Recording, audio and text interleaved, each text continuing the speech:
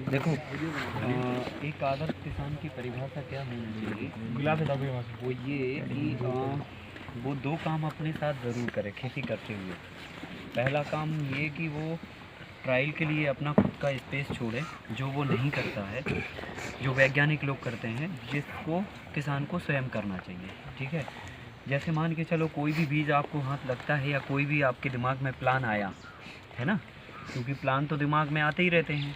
ठीक है, अब अगर मान के चलो खेत में ये आलू बोया है और अभी आपके दिमाग में कुछ प्लान आया कि इसको ऐसे करते तो शायद कुछ और होता, तो अब तो आलू बो गया है, अब तो कुछ कर नहीं पाओगे। ठीक है, जब तक आलू खुदेगा तब तक पता नहीं और 10 और नए प्लान आ जाएंगे, वो पुराना गया। ठीक है, तो होता क्या है कि अगर मान के चलो एक आपने प्रयोग के लिए छोटी सी ज़मीन छोड़ दी है और आलू अपने अपने खेत में आपने बो रखा है, ठीक है, और ज़मीन छोड़ रखी है प्रयोग के लिए, तो आप क्या करोगे, तुरंत प्लान जो दिमाग में आया उठा के उसको ट्रायल वाली ज़मीन में डाल दो। तो ट्रायल का कहने का मतलब ये है कि ये किसान को, ये बहुत बड़ी बात है पर हम छोटे शब्दों में कह रहे हैं आपको, हिंदुस्तान का किसान अगर अपने खुद का रिसर्च ट्रायल बना ले, खुद का अपना रिसर्च प्लॉट बना ले, तो उसे कभी भी खामियाजा नहीं भुगतना पड़ेगा, कभी भी वो धोखा नहीं खा सकता। और 3-4 साल में खुद हर एक इंडिविजुअल किसान कुछ ना कुछ एक नया इनोवेशन करके लेके आ जाए, क्योंकि उसके पास स्किल्ड है, उसके पास नॉलेज है, उसके पास वो कला है। लेकिन होता क्या है कि वो कला, वो स्किल्ड जो है ना, किसी और दूसरी चीज़ों की वजह से दबा दिया जाता है या उस पर पर्दे डाल दिए जाते हैं। ठीक है ना, अभी जैसे मान के चलो अगर हमने अपने आप को किसी के हवाले किया होता, फॉर एग्ज़ाम्पल कि साहब आप बताओ क्या करना, आप साहब ने कहा ये डाल दो, ला के डाल दिया, अभी कुछ गड़बड़ हो गया, बताओ साहब क्या करना है। ठीक है, फिर साहब ने ये बोला, फिर साहब अपन ने ये कर दिया। ऐसा अगर हम करते रहते तो शायद आज आपको ये सब नहीं बता पाते हम। ठीक है, तो हमने अपने आप को किसी के हवाले नहीं किया, हमने अपने आप को खेत के हवाले किया और एक्सपेरिमेंट करते गए, और आज उसके परिणाम हैं कि 10-12 इनोवेशन हमने कर डाले पिछले 9 सालों में, और लगातार ये करते चले जा रहे। क्यों? क्योंकि किसी की हम मान नहीं रहे। तो वही हम आपको कहने जा रहे हैं, आप भी हमारी मत मानो। देखो, समझो बात की गहराई को, हम नहीं चाहते कि आप हमें मानो और हमें फॉलो करो, हम चाहते हैं कि आप खुद अपना ट्रायल का छोटा सा पट्टा, जितना भी एकड़ का खेत है, 10 एकड़, 5 एकड़, 15-20 एकड़, जो भी आप ज़मीन के मालिक हो, उसमें से 50 बाई 50 का एक फिक्स कर दो रकबा कि साहब ये 50 बाई 50 का हमारा ट्रायल वाला स्पेस है, और इसका खाता भी अलग बना दो।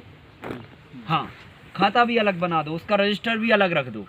आज मान के चलो ये बीज अगर हमने आपको दिया तो आपके खाते में नोटेड होना चाहिए, आज हम ये बीज लेके आए हैं और ये रिसर्च वाले ट्रायल में हमने डाला है, और उसका पूरा एब्जॉर्बेशन आपके उसी वाले रजिस्टर में रहेगा, उसकी जो कॉस्ट होगी उसी वाले खाते से निकलेगी, जो उसका प्रॉफिट आएगा उसी वाले खाते में जाएगा। कुल मिला के वो एक रिसर्च आपका प्लॉट अलग चलता रहेगा, एक्सपेरिमेंट चलता रहेगा आपका, कुछ ना कुछ जो भी मर्जी आया, चाहे भले आपको एक बीज हाथ लगा कहीं से, पर ट्रायल में ले जाना है पहले, रिसर्च में ले जाना है पहले। क्यों?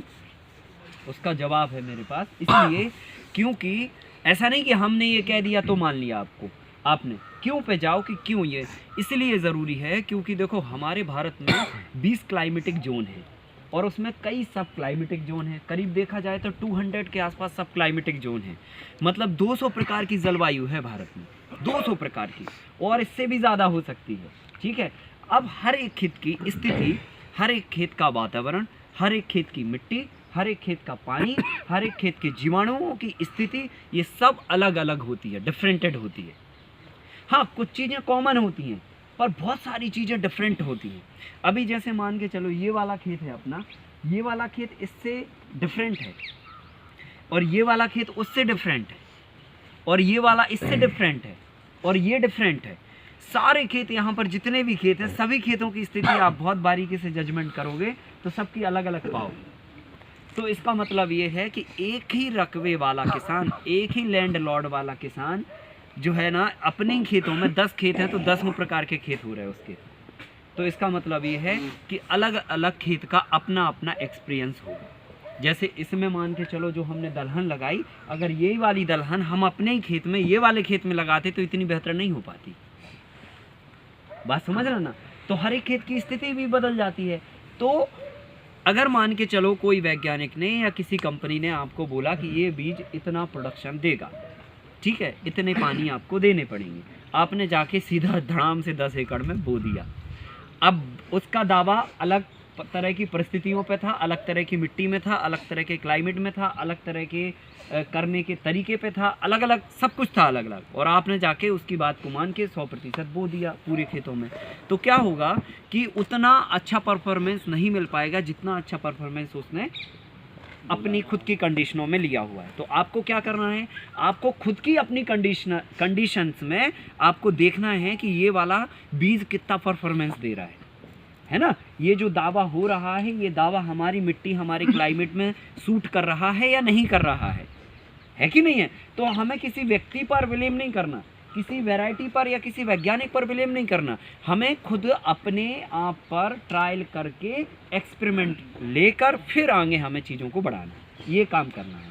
नहीं तो फिर क्या है, देखो धोखेबाजी सब चलती रहेगी, आपको नुकसान होता रहेगा और उस नुकसान से कोई नहीं बचा सकता, क्योंकि जब तक आप खुद से ट्रायल नहीं करोगे तब तक कुछ आपको समझ नहीं आएगा। तो पहले ट्रायल करो और उसके लिए खुद की अपनी एक्सपेरिमेंटल लैंड होना चाहिए, ज़मीन होना चाहिए, थोड़ा सा टुकड़ा आप फिक्स कर दो कि ये हमारी ट्रायल वाली ज़मीन है, ठीक है कि नहीं। अभी आपने मल्टी लेयर बनाना सीखा, जो भी सीखा यहाँ पे, उसको भी क्या करना है, ट्रायल पे ले जाओ। पहले थोड़ी सी ज़मीन में पहले ट्रायल करो, उससे एक्सपीरियंस लो, अपना अनुभव बढ़ाओ, और उसमें क्या क्या फसलें हो रही हैं बेहतर, और आप जब एक सीज़न पूरा कर डालोगे तो उसमें और क्या बेहतर हो सकता है वो निकल के सामने आ जाएगा, ठीक है कि नहीं। तो उसको फिर और आगे बढ़ाओ अच्छे से करके, सुधार करके। तो ये ट्रायल का पहला काम होना चाहिए। दूसरा काम किसान को करना है वो है खुद का अपना बीज बैंक, जो हमारे पूर्वज किया करते थे। हमारे पूर्वज अपना खुद का सीड बनाया करते थे, और सीड्स जो है ना निरंतर वो कंटिन्यूसली अपने सीड्स को बढ़ाते रहते थे, और पता चला हजारों सालों से एक वैरायटी चली आ रही है। लेकिन उनकी एक व्यवस्था थी, एक परंपरा थी, एक मेथड था, उस मेथड के अंतर्गत वो अपना बीज खुद बनाते थे और कंटिन्यू आगे रखते चले जाते थे और लगाते चले जाते थे। तो ये व्यवस्था कहीं ना कहीं हमारी संस्कृति और सभ्यता को जब तोड़ा गया या टूटी, तब जाके ये व्यवस्था डैमेज हो गई, है ना। और हम डिपेंडेंट हो गए रैपर वाले पैकेट के बीजों पर पूरी तरह से, ठीक है कि नहीं। टमाटर चाहिए तो हाइब्रिड, जो चाहिए सब हाइब्रिड, रैपर के बिना कोई बीज उपलब्ध नहीं है। हम अपनी व्यवस्था ही भूल गए कि हम अपना कैसे बीज बनाते थे, और इसके कारण हमें 2 खामियाजा भुगतना पड़ा। एक तो ये कि सारी वैरायटी हमने दूसरे के हवाले कर दी, तो उन्होंने मटिया पलित कर दिया, उसका कंटामिनेटेड कर दिया। अगर ये पढ़े लिखे लोगों के हाथ में नहीं लगती है वैरायटी, ये बोलने से हम चूकते नहीं हैं, भले किसी को बुरा लगे, पढ़े लिखे लोगों के अगर हाथ में ये वैरायटी नहीं लगती तो आज हिंदुस्तान इतना बीमार नहीं होता, ठीक है। जो किसानों को हम अनपढ़ गवार कहते हैं, अगर उनके हाथ में होती तो हिंदुस्तान में आधी बीमारी कम होती, अगर ये उन गवार लोगों के पास होती, क्योंकि उनको कंटामिनेटेड करना आता ही नहीं है, तो वो उनके पास प्रिजर्व रहती, श्योर रहती। लेकिन इन बीजों को उठा के जो है ना किसी ने अपना थप्पा लगा दिया। किसानों की जो संपदा थी, किसानों की जो एक कहना चाहिए पूंजी थी, बीज, मिट्टी, खाद, पानी, ये सब किसान का कैपिटल है, ठीक है। और इन पर किसी और ने दावा कर दिया है, और ये निरंतर दावा होते चले जा रहा है। कई देशों के पास, मैं नाम नहीं लेना चाहूँगा, 5 लाख से भी ज़्यादा वैरायटियाँ प्रिजर्व हो चुकी हैं, और उन पे उन्होंने पेटेंट का दावा भी कर दिया। 5 लाख से भी ज़्यादा।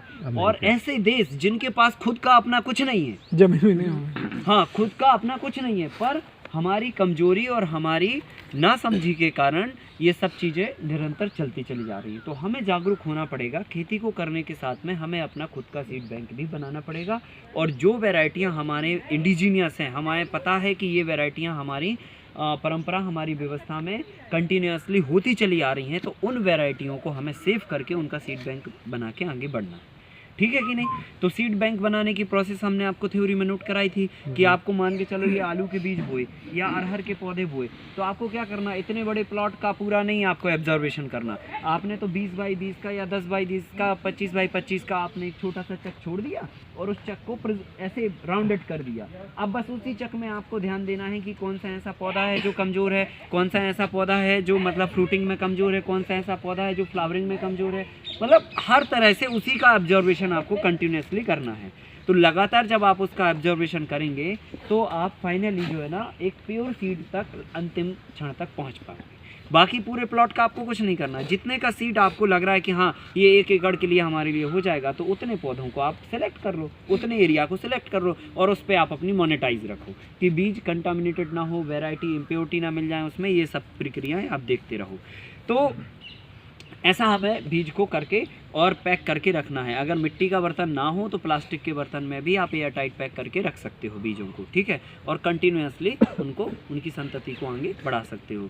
तो ये तो हो गई साहब देखो बीज की बात।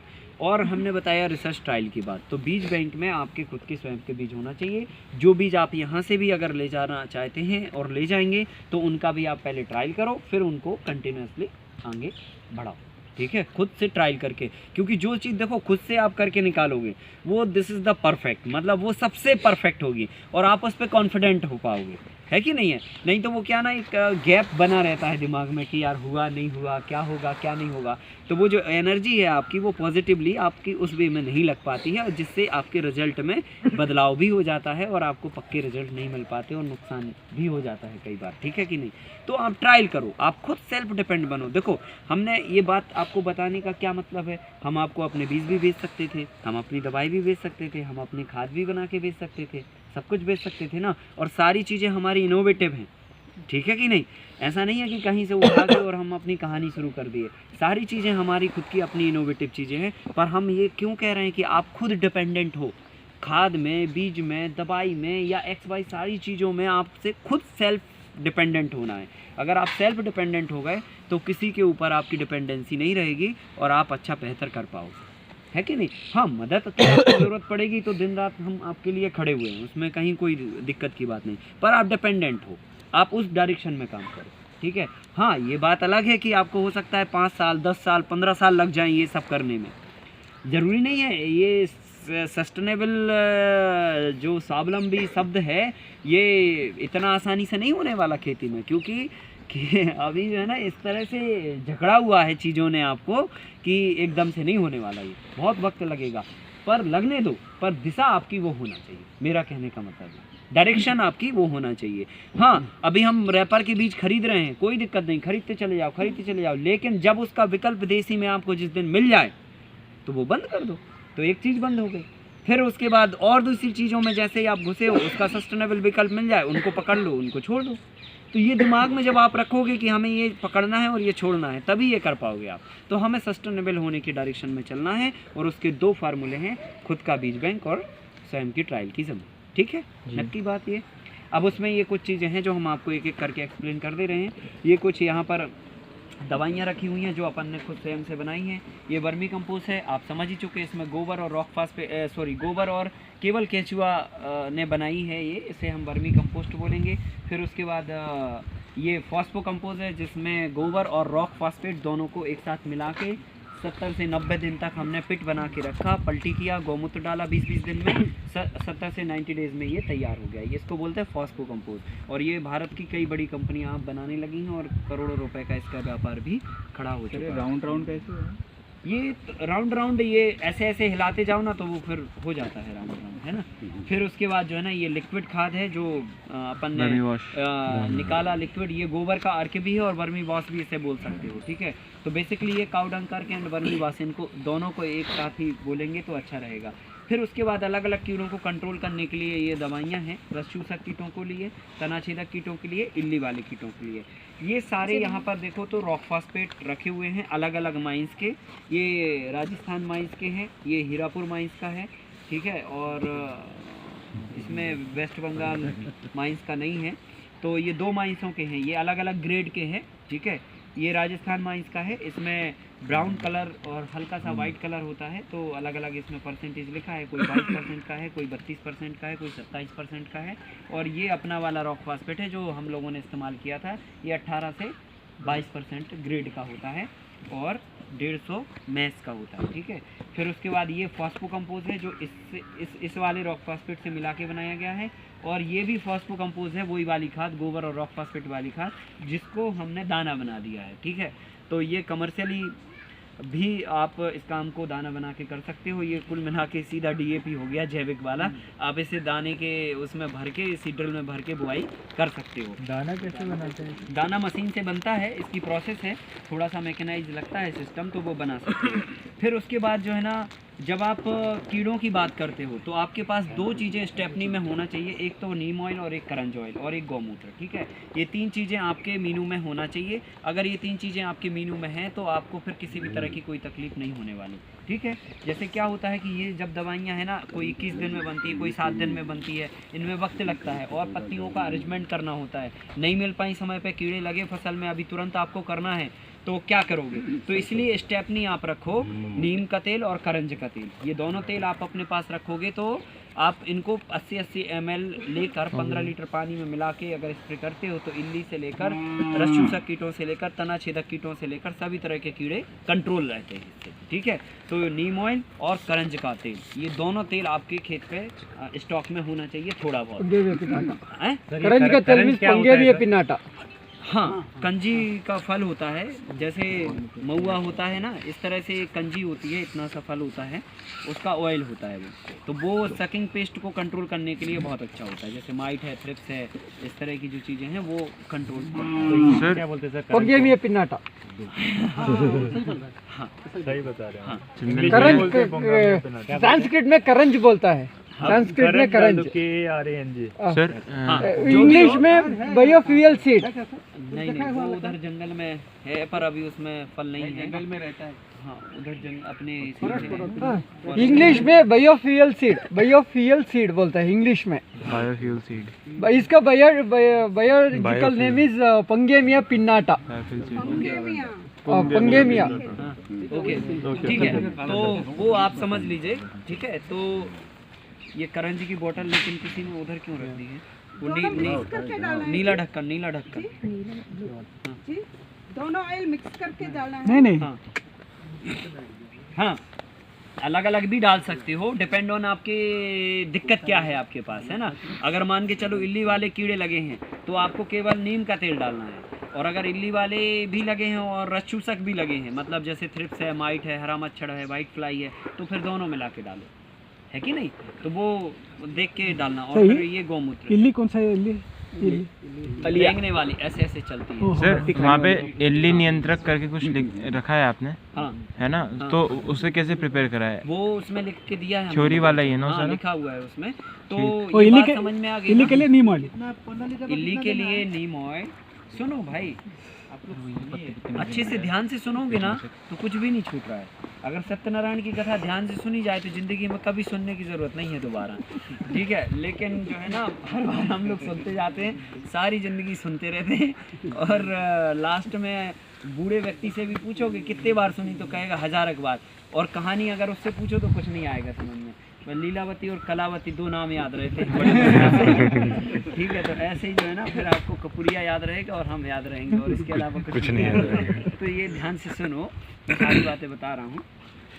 नीम ऑयल जो है ना, केवल इल्ली वाले कीटों के लिए है, सॉरी, केवल इल्ली वाले कीटों के लिए नहीं, इल्ली वाले कीटों के लिए और भी सकिंग पेस्ट के लिए भी होता है ये, है ना। कुल मिला के नीम ऑयल एक ऐसी रामबाण औषधि है जो आपके खेत पर अगर होती है तो इमरजेंसी में आप किसी भी तरह के इंसेक्ट को कंट्रोल करने के लिए आप इसे स्प्रे कर सकते हैं। अगर कीड़े कम लगे हैं या इनिशियल स्टेज पे हैं तो 60 ml प्रति 15 लीटर पानी, अगर कीड़े ज़्यादा लगे हैं तो 80 ml प्रति 15 लीटर पानी, और अति ज़्यादा लगे हैं तो 125 ml प्रति 15 लीटर पानी में आप इसे ले सकते हो। नेक्स्ट, अगर मान के चलो आपके खेत में मच्छर है, वाइट फ्लाई है, थ्रिप्स है, माइट है ना, माहू है, इस तरह की अगर चीज़ें हैं तो करंज ऑयल उसके लिए काम करता है। और अगर मान के चलो ये दोनों चीज़ें आप एक साथ एंटर कर दोगे, दोनों चीज़ें एक साथ मिला दोगे, तो फिर दोनों कंट्रोल रहेंगे, है ना। और इसमें भी वही कंडीशन है, अगर इनिशियल स्टेज पे लगी हैं चीज़ें तो फिर आपको 60 ml प्रति पंप, ज़्यादा है तो 80 ml, और ज़्यादा है तो 125 ml प्रति पंप आपको मिला के स्प्रे देना है, ठीक है। तो ये दोनों चीज़ें आप अपने खेत पे रखिए फॉर इमरजेंसी, जब आपको ज़रूरत पड़ती है तब आप इनका इस्तेमाल करके कर सकते हैं। और ये दवाइयाँ भी बना सकते हैं। तो ये चीज़ें मैंने आपको बता दी। ये गौमूत्र है। फिर उसके बाद आती है, ये हो गई दवाइयों की बात, और ये अपना खली है सरसों की, नीम की खली यहाँ पर नहीं रखी हुई है। फिर उसके बाद आती है सीड्स की बात, ठीक है। तो करीब अपने पास 44 से 45 प्रकार के देसी सीड्स हैं जो अपने बीज बैंक में हैं, है ना, जिसमें लौकी है, भिंडी है, खीरा है, अपना गिलकी है, गेहूं की 16 वैरायटियां हैं, पपीता है, जिंजर है, हल्दी है, बहुत सारी वैरायटियां हैं। ऐसे करके 44-45 टोटल स्पीसीज़ हैं अपने पास इंडिजीनियस, जो अपने सीड बैंक में हैं, जिनका आप इस्तेमाल कर सकते हैं, आप हमसे ले सकते हैं और उनका बीज भी मल्टीप्लाई कर सकते हैं, ठीक है। तो यहाँ पर ये लौकी है जो काफ़ी मतलब अच्छी ईल्ड है इसकी, और लंबे समय तक ये पौधा इसका फलता है। लगभग 6 महीने 7 महीने तक इसकी ईल्ड कंटिन्यूसली आती रहती है। और लौकी हल्की सी ऊपर पतली होती है और नीचे हल्की सी मोटी होती है। ये उसका सेफ होता है, और 2 से 2.5 किलो तक की लौकी आसानी से आ जाती है, ठीक है। तो ये लौकी है। ये गिलकी है जो लंबी होती है काफ़ी, लगभग 1 से 1.25 फीट तक की होती है। ये भिंडी है। तो ये बीज हैं। और उसके बाद ये जोहा चावल है, और ये बूरा चावल है। ये खीर बनाने के लिए उपयुक्त होता है ये चावल, इसकी स्पेशलिटी है। और ये वैसे राइस खाने के लिए होता है। दोनों सेंटेड चावल हैं, है ना, मतलब खुशबूदार चावल हैं। सर काला चावल ये इंडिजीनियस है? इंडिजीनियस ही है, हाँ। फिर उसके बाद ये वाइट अरहर है, अपनी सफ़ेद कलर की जो अरहर है, ये मतलब जो है ना 8 से 10 किलो के आसपास 1 एकड़ में लगती है।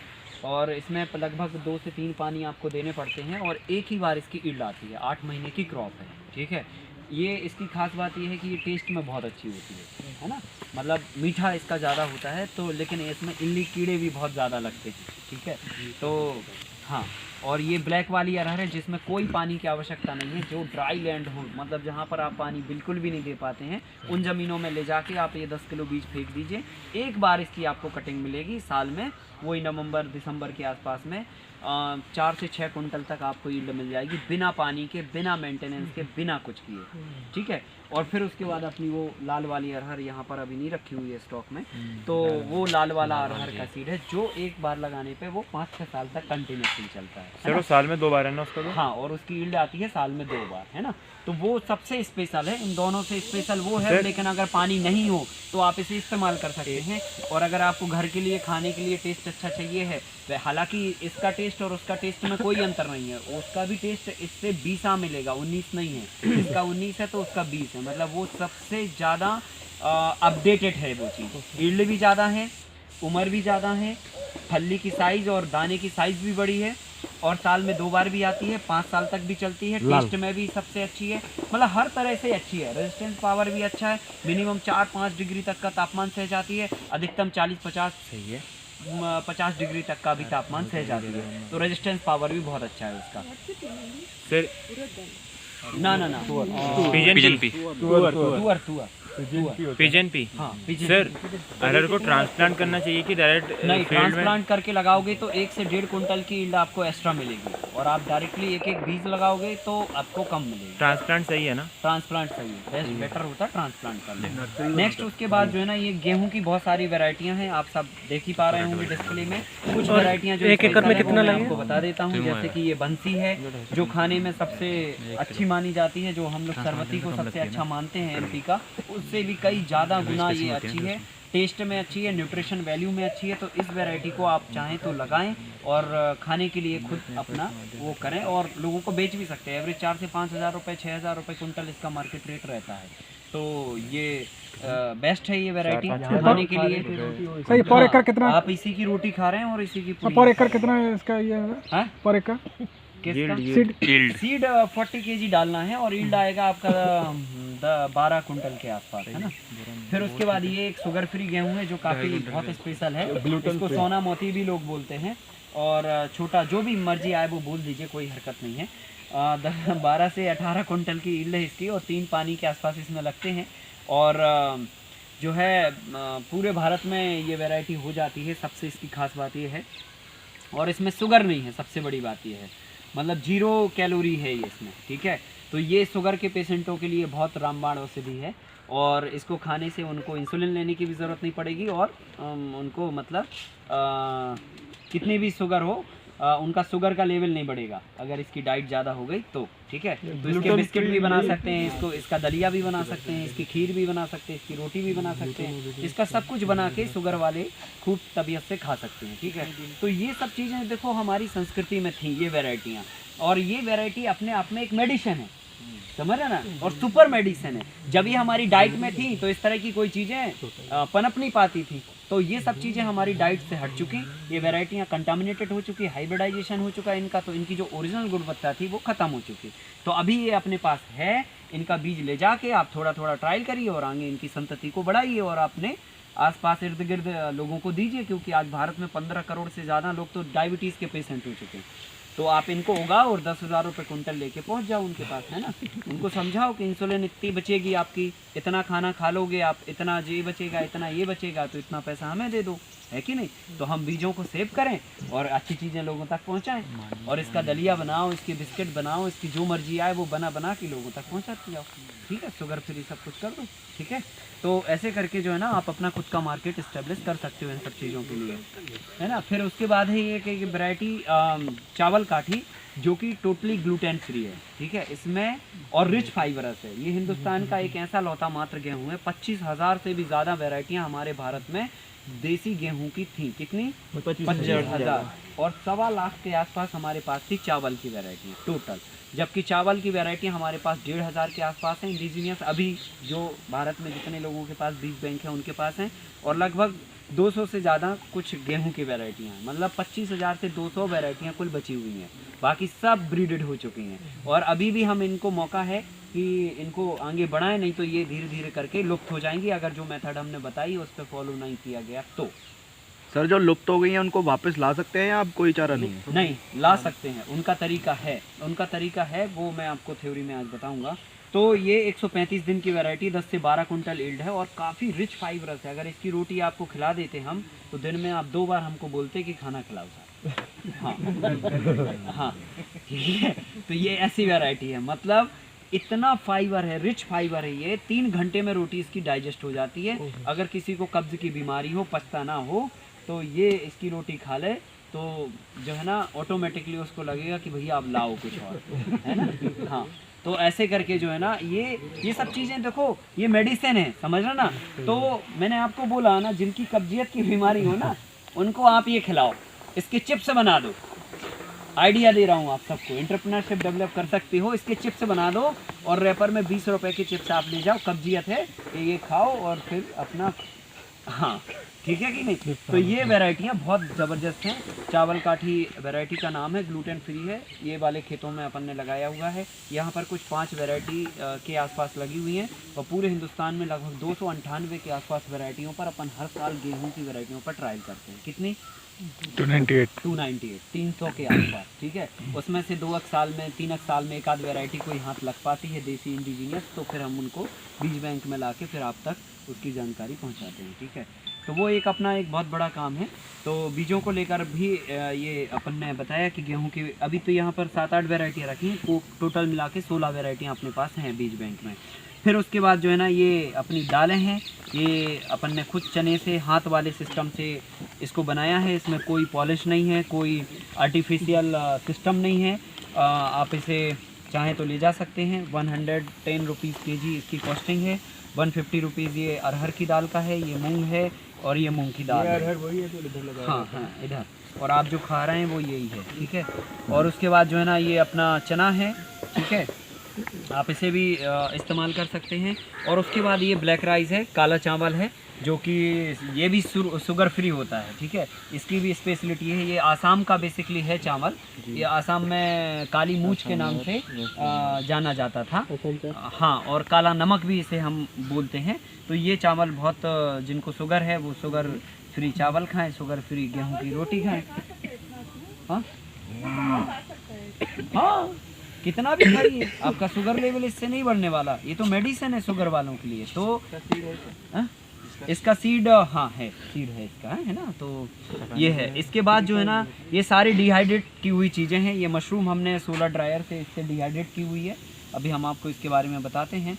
मशरूम निकलती है। आप गीला नहीं बेच पाते हैं, मान के चलो दूर दराज आप इंटीरियल में हैं, तो आप उनको ड्राई करके टुकड़े में पीसेस करके और प्रिजर्व करके रख सकते हैं। इसमें कोई प्रिजर्वेटिव नहीं डालना होता है। सोलर ड्रायर से अगर डिहाइड्रेट करेंगे तो इसका कलर नहीं उड़ता है और एज इट इज़ इसका कलर बना रहता है। न्यूट्रिशन वैल्यू इसकी एज इट इज़ बनी रहती है, न्यूट्रिशन वैल्यू ख़त्म नहीं होती। अगर आप ये सन ड्राई करते हैं तो कलर भी उड़ जाएगा, न्यूट्रिशन वैल्यू भी इसकी ख़त्म हो जाएगी। तो ये वैरायटी आप ये ऑयस्टर मशरूम है और ऐसे ही आप बटन और मिल्की भी कर सकते हैं। तो ये 3 मशरूम है जो खाने के लिए अभी बात करते हैं उस पर। तो ये हमने मशरूम को डिहाइड्रेट किया हुआ है। सर ये क्या मार्केटिंग होता है पर केजी? 250 रुपीज़ पर केजी है ना, 250 रुपये किलो। हमारा उधर 120 में। आपके उधर मिलता होगा। फिर उसके बाद ये सोलर ड्रायर से लौकी को डिहाइड्रेट किया हुआ है। बेसिकली सोलर डिहाइड्रेट और ये है, इसमें अंदर ट्रेज रखी हुई है, पॉलीथीन से ढका है, सोलर पैनल प्लेट लगी हुई है। तो हम लोग इसमें क्या करते हैं कि अंदर सब्जियों को काट के और भर देते हैं और धूप में उसको रखा रहने देते हैं और 4 से 5 दिन अगर लगातार अच्छी धूप निकलती है, साफ़ धूप निकलती है, तो ये डिहाइड्रेटेड हो जाता है। जब डिहाइड्रेटेड हो जाता है तो इसको सुखा के अपन प्रिजर्व करके रख लेते हैं। जब हमें लौकी की सब्ज़ी खानी है और लौकी मान के चलो बाज़ार में नहीं आ रही, सड़ी आ रही या ख़राब आ रही है या महंगी आ रही है और सीज़न नहीं है, तो हम फिर इसका डब्बा खोलेंगे, थोड़ा सा गुनगुना पानी करेंगे और 1 मुट्ठी उसमें डालेंगे, 10 मिनट रुकेंगे, 10 मिनट के बाद उसको निकाल के और फ्राई करके सब्ज़ी बना के खा जाएंगे। तो जो आपकी लौकी जैसा आप फ्रेश काट के खाते हैं, टेस्ट आपको वही आएगा, न्यूट्रिशन वैल्यू भी आपको वही लगेगी। अगर आपको बताया ना जाए कि हमने सोलर ड्रायर की डिहाइड्रेटेड वेजिटेबल आपको खिलाई है, तो आप जजमेंट नहीं कर सकते हैं कि हमने फ्रेश नहीं खाई है। हाँ, अगर आपको पता होगा तो थोड़ा दिमाग में घुस जाएगा फिर, ठीक है कि नहीं? हाँ, कि ये अलग टाइप की लग रही है, लेकिन बताएंगे नहीं तो आप चुपचाप खा लेंगे, ठीक है? ये तो एयर टाइट नहीं है। हाँ, एयर टाइट तो नहीं है। एयर टाइट नहीं, एयर टाइट ही है ना, पूरी तरह से टाइट करके रखा है ना। अगर एयर टाइट नहीं होता तो इसमें अभी फंगस लगने लग जाती। हाँ, अभी कोई थोड़ा बहुत ढीला कर देता है तो बात अलग है, खोल खोल के, बाकी एयर टाइट ही रखे हैं हम। कितना दिन रहता है सर ये? 2 साल तक भी रख सकते हो अगर हवा नहीं जाती है तो। ये इसी तरह से हमने ये भिंडी की हुई है, कटहल किया हुआ था, बहुत सारी चीज़ें की हुई थी। अभी हल्दी और अदरक और लहसुन प्याज ये सब भी करने वाले हैं, ठीक है? तो इसको हमने भिंडी को भी डिहाइड्रेट किया। अभी इसको भिंडी आपको फ्राई करना है। जब गर्मी में भिंडी नहीं मिलती है या ठंडी में भिंडी नहीं मिलती, तो आप गुनगुने पानी में इसको डालिए, डब्बा ला के एक बार रख लो, जब मर्जी आए, बाज़ार जाने की ज़रूरत नहीं है, ट्रांसपोर्ट खर्च करने की ज़रूरत नहीं है, लेबर लगाने की ज़रूरत नहीं है, काटने की ज़रूरत नहीं है। डब्बे में से निकालो, गुनगुने पानी में डालो और बस 10 मिनट के बाद फ्राई करके खा लो, ठीक है कि नहीं? तो ये सबसे अच्छा विकल्प है जहर से बचने के लिए और खर्चों से बचने के लिए और पॉल्यूशन से बचने के लिए, क्योंकि आज पूरी दुनिया में सबसे बड़ा जो मुद्दा है वो है पॉल्यूशन कंट्रोलिंग करने का, ठीक है? तो आपने देखा होगा लंदन में 1 रुपये में साइकिल मिलती है। आप मेट्रो से जाइए और जब आप ऑफिस जाते हैं तो अपनी साइकिल लीजिए, 1 रुपये का टोकन डालिए और करके आइए अपना काम और वापस घर जाइए। आप कितने भी बड़े आदमी हो, पर यहाँ पर हिंदुस्तान में क्या ना, कोई अगर 25,000 रुपये भी कमा लेता है तो अल्टो तो वो खरीद ही लेता है, ठीक है? और फिर वो बिना अल्टो के पता चला सब्जी लेने भी नहीं जाता, क्योंकि अकड़ इतनी भरी हुई है कि अब क्या बताएं करके। तो ये सब चीज़ें हिंदुस्तान में बहुत हैं। तो हम लोग क्या फ्यूल बहुत बर्बाद करते हैं। पता चला सब्जी लेने के लिए जा रहे तो हर दूसरे दिन सब्जी लेने जा रहे तो फ्यूल बर्बाद हो रहा, आपका समय ख़राब हो रहा है। और पता चला कि आप जो सब्जियाँ लाए उनका वेस्ट जो निकला वो आपने डाल दिया कहीं पे भी, है कि नहीं है? तो पता चला कि वो उतना वेस्ट जो है ना कंपोस्ट नहीं हो पा रहा है, तो वो भी एक समस्या है। उतना बायोमास सॉइल को मिलना चाहिए जबकि वो आपके नाली में बह रहा है, ठीक है कि नहीं? तो ये सब चीज़ें बचती हैं अगर हम ये करते हैं। तो पूरी दुनिया अब इसकी तरफ मूव होने लगी है। हमारे देश में इनका चलन नहीं है, मेट्रो सिटीज़ में, पर इनका चलन धीरे धीरे करके स्टार्ट हो रहा है।